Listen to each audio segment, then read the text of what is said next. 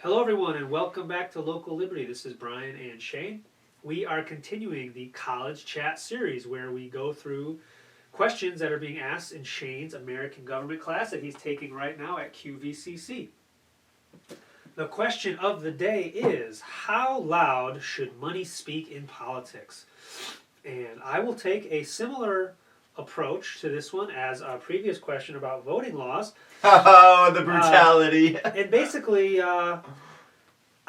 talk about the democratic process. I see nothing more democratic, and the only thing that's truly democratic is the free market.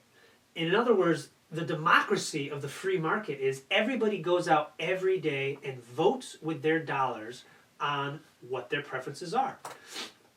Today, I preferred Walmart. Tomorrow, I prefer Home Depot. The next day, I'll prefer going to Lowe's, or I'll prefer going to the food co-op. So basically, my money as an extension of myself, in a sense of money being a store of value, money should speak as an individual sees fit that it should speak. Now, things can get very complicated when you start talking in the multi-billion-dollar mega crony corporation angle, but in the money they have to throw around. But that is that's another problem, and that's a real problem. But to turn money and how it should speak in politics into little Joe Schmo individual, he can only contribute $100. If he contributes $101 to a campaign, then we've got ourselves a scandal and a fiasco. I think that's ridiculous. I think money, in the sense that it's a store of value that an individual has justly earned, they should be able to spend it any way they see fit, period. Go ahead. Actually, this ties in. We're actually much more similar than I thought when you went off the bar. I thought you were going to go off into something else.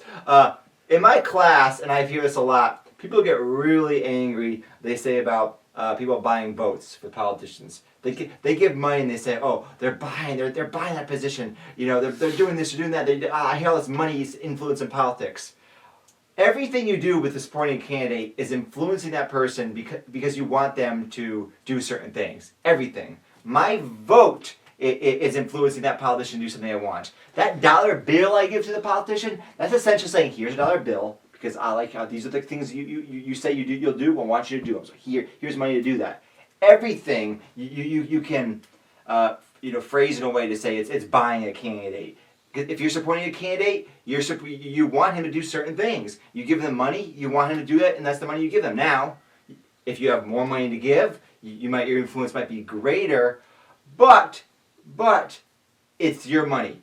And if I want to give money to somebody, I should be able to give it to that person. Why not? Why can't I do that? If a rich person can run, this is the thing I always find very bizarre, these campaign finance laws, they often never target the actual individual person's wealth. So if I'm wealthy, I can independently run my campaign. It's like, well, if another person's wealthy, why can't they just finance somebody else? Where's the line there? I'm very confused by that. But here's another problem. As someone that's always been a supporter of third parties, these campaign finance laws, you know who they hurt? They hurt us. The people in power, the Democrats and Republicans, they get free advertising. Everyone knows who they are. The only way for a third party to get their voice out there is through self-funded campaigns. That's the only way. They're not going to get matching public funds. They're not going to get Fox News and CNN to cover them regardless. Yeah. So they need that money. So restricting people's ability to support the cause they want, it always hurts the small causes the most. The causes that people don't know about in the first place. So that's what really pisses me off about the idea of restricting money in politics, because then it allows the Democrats and Republicans, those two monoliths, those two parties to dominate even more because they're already entrenched in power. It was a candidate for a position, I forget who it was that I was talking to a few years ago, and they described it very well when they discussed the public financing. That is a scam. Basically, she called it incumbent protection. It was basically guaranteed incumbent financing, because who can get all the signatures required to get the public financing? It's usually 3-to-1 odds. It's only going to be the incumbent that has the ability to pool the resources to get all the signatures to get the public financing. They already have the platform. They're already so in power. It has to, laws that sound like a good thing, you gotta remember the kinds of people that are at the top that write these laws oftentimes are just not good people. So you have to question everything, even the stuff that sounds totally innocent. And talking to the part about, the big money interests, the huge corporate financing, and then the lobbyists. Why would a company give a politician $1 million? It's not charity. It's not out of the goodness of anybody's heart. It's an investment. Right. They are going to spend $1 million or $10 million or $100 million on Hillary Clinton, and they expect a return. So, what kind of return can a government official grant a company? Well, they can suppress their competition. They can do all sorts of immoral, all sorts of wrong, bad things. And that's the return the companies are And that's looking another for. separate issue, So- right? Is that the money that company is giving? It's the power the politicians have, Exactly. right? That's the problem. And if the power wasn't there, Exxon wouldn't be giving $100 million to some senator if there was no return. The money flows where the power is, and the power shouldn't be there. You take away, you remove the very screwed up powers that government has, and the money and politics problem goes away overnight. But even with the current system and how messed up it is, by restricting people's ability to give money, you're hurting any third party. You're hurting any smaller voice from ever having a chance, because they don't have those built-in systems. They don't have that built-in platform to get their message out. So the only way they can do it is just paying some people to go spread the word. It's the only way that they can do it. If you cut off, say Hillary Clinton's stream of money, if you just cut her off, well, you know what? She's still this major person. CNN is still going to go and cover her. Fox News is still going to go and cover her. She's not. She isn't at the moment, but we'll assume she'll be the Democratic presidential candidate. Oh, the Democrats are one of the two parties. There's no other parties. Just forget the other parties. They're one of the two parties. We have to cover this person. They just get the coverage automatically. They get millions and millions of dollars worth of coverage. I remember when the first Star Wars prequel was released.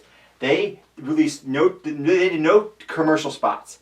They didn't buy a single commercial spot, and the reason why? Because all the entertainment shows were covering them anyway. They're like, why bother? We're the biggest game in town. It's a good problem to have. Right? But yeah, it's a great problem to have. I'm so awesome. I'll just get free coverage. I don't need to spend all my millions of dollars.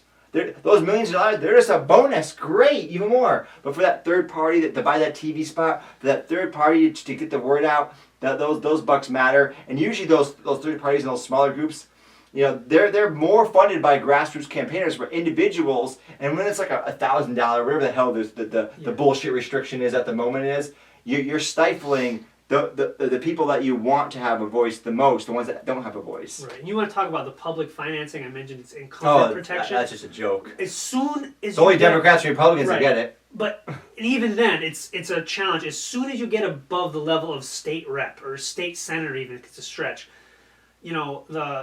the governor, Dan Malloy, got $6 million or something of our money, and no other candidate was even going to come anywhere near meeting the requirements to get. You need hundreds of thousands of signatures, and then you get that, and then boom, you've got your $6 million.